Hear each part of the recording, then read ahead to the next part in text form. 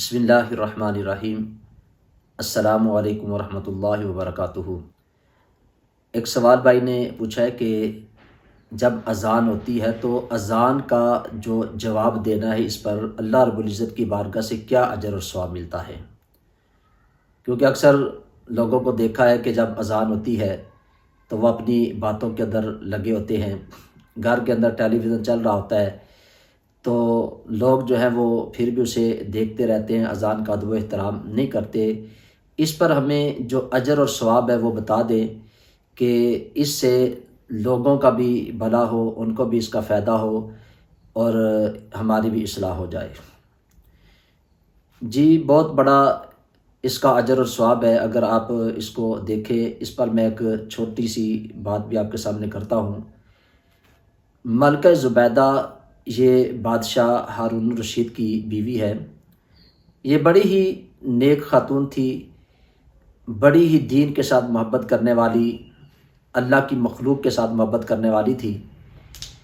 یہ ایک دفعہ حج کے لیے مکہ المکرمہ میں آئی تو وہاں پہ لوگوں کے لیے پانی کی بڑی قلت تھی، پانی نہیں تھا۔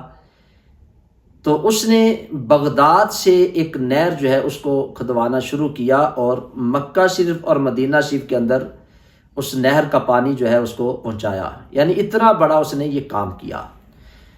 اب یہ جب نہر بن گئی تو وہ جو منشی رکھا تھا، کام کرنے والا تھا، جو اس کا حساب کتاب کرنے والا تھا، وہ رجسٹر لے کر ملکہ زبیدہ کے پاس آیا اور آ کے کہنے لگا کہ یہ وہ حساب اور کتاب ہے جو اس نہر کے اوپر لاگت آئی ہے، اس کا حساب و کتاب ہے۔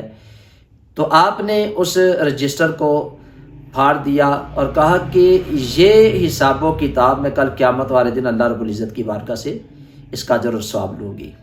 یعنی کہ اللہ پر اس کو چھوڑ دیا، یعنی جتنی لاگت آئی ہے اس کو چیک بھی نہیں کیا، یعنی اتنی وہ محبت کرنے والی دین کے ساتھ، دین کا درد رکھنے والی، اللہ کی مخلوق کے ساتھ محبت کرنے والی تھی۔ ان کے حوالے سے ایک بات ملتی ہے کہ انہوں نے ایک دفعہ اپنی خادمہ سے پانی مانگا، خادمہ پانی کا گلاس لے کے آئی۔ جب پانی کا گلاس لے کے آئی تو اس نے ابھی گلاس کو اپنے ہاتھ میں پکڑا تھا کہ ادھر سے مؤذن جو ہے اس نے اذان کو شروع کر دیا۔ تو اس خاتون نے کیا کیا کہ اس گلاس کو نیچے رکھ دیا، اذان کو سنا، اس کا جواب دیا۔ جب مکمل اذان ختم ہو گئی اس کے بعد اس نے اس پانی کو لیا اور پانی کو تناول فرمایا۔ اب کسی شخص نے اس کو خواب کے اندر دیکھا کہ ملکہ زبیدہ جو ہے وہ جنت کے اندر ٹہل رہی ہے، جنت کے اندر ہے، تو اس سے پوچھا کہ اللہ رب العزت نے تجھے تیرے کس عمل کی وجہ سے یہ جنت عطا کی ہے؟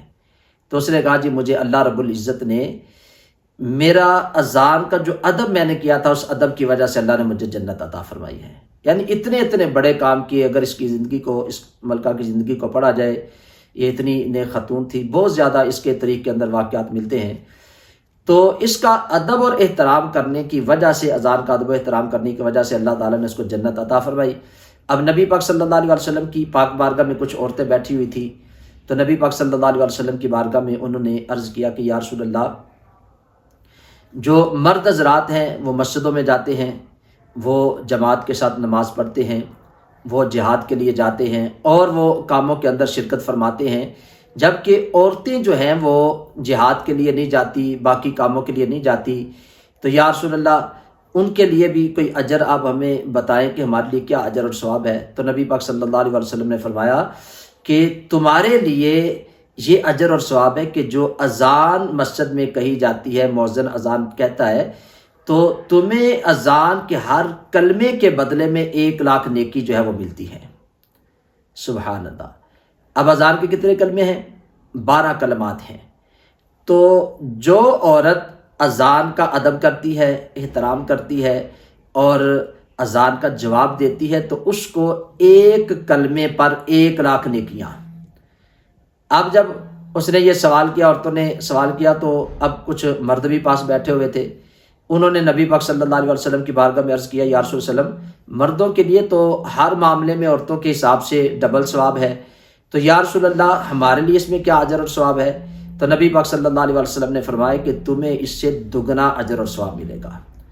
اب فجر کی اذان کے اندر 2 کلمے زیادہ ہوتے ہیں، تو اگر فجر کی اذان کا کوئی جواب دیتا ہے تو اس کو عورتوں کو 14 لاکھ نیکیاں جو ہیں اذان کا جواب دینے کی وجہ سے مل جاتی ہے، اور مردوں کا اجر بھی ڈبل ہو جاتا ہے، ان کو 28 لاکھ نیکیاں ملتی ہیں۔ تو بہرحال اذان کا جو ادب کرتا ہے، احترام کرتا ہے، اس کا یہ اتنا بڑا اجر اور ثواب ہے جو نبی پاک صلی اللہ علیہ وسلم نے بیان فرمایا۔ اور اس کے آداب میں سے یہ بھی ہے کہ اگر تم قرآن پاک کی تلاوت کر رہے ہو، اذان شروع ہو جاتی ہے تو حکم ہے کہ قرآن پاک کی تلاوت کو تھوڑی دیر کے لیے موقوف کرو، بند کر دو اور اذان کا جواب دو۔ یہاں تک حکم ہے کہ تم کوئی کام کر رہے ہو، اذان شروع ہو گئی ہے تو تم اس کا ادب احترام کرو، اس کام کو تھوڑی دیر کے لیے چھوڑ دو۔ جب قرآن پاک کو تھوڑی دیر کے لیے حکم ہے کہ بند کر دو اور اذان کا جواب دو، تو اس سے آگے اور کون سی بات ہو سکتی ہے؟ تو ہمیں کوشش کرنی چاہیے کہ جب اذان ہوتی ہے تو ہم تھوڑی دیر کے لیے اپنے کاموں کو چھوڑ دیں، اذان کا جواب دیں۔ گھر کے اندر اگر بیٹھے ہوئے ہیں تو جو گھر کے سربراہ ہیں وہ اگر بچوں کے سامنے اس کا ادب و احترام کریں گے تو انشاءاللہ بچے بھی کریں گے۔ اگر ٹیلی ویژن وغیرہ لگا ہے تو اس کو بھی بند کر دینا چاہیے، تو اذان کا ادب کرنا چاہیے۔ تو یہ ایک اچھی بات تھی، بھائی نے پوچھا تھا، تو حدیث پاک سے جو اس کا اجر اور ثواب ہے وہ میں نے آپ کے سامنے بیان کر دیا ہے۔ اللہ تعالیٰ کی بارگاہ میں دعا ہے اللہ تعالیٰ مجھے بھی آپ سب کو بھی ان باتوں پہ عمل کرنے کی توفیق عطا فرمائے۔ اور میں بھائیوں سے یہ گزارش کروں گا کہ اس ویڈیو کو آگے شیئر بھی ضرور کیا کریں، اور جو اس چینل پہ نئے ہیں اسے سبسکرائب بھی کر دیں، بیل آئیکن کے بٹن کو بھی ضرور دبا دیں۔ اللہ تعالیٰ ہم سب کا ناصر ہو۔ السلام علیکم ورحمۃ اللہ وبرکاتہ۔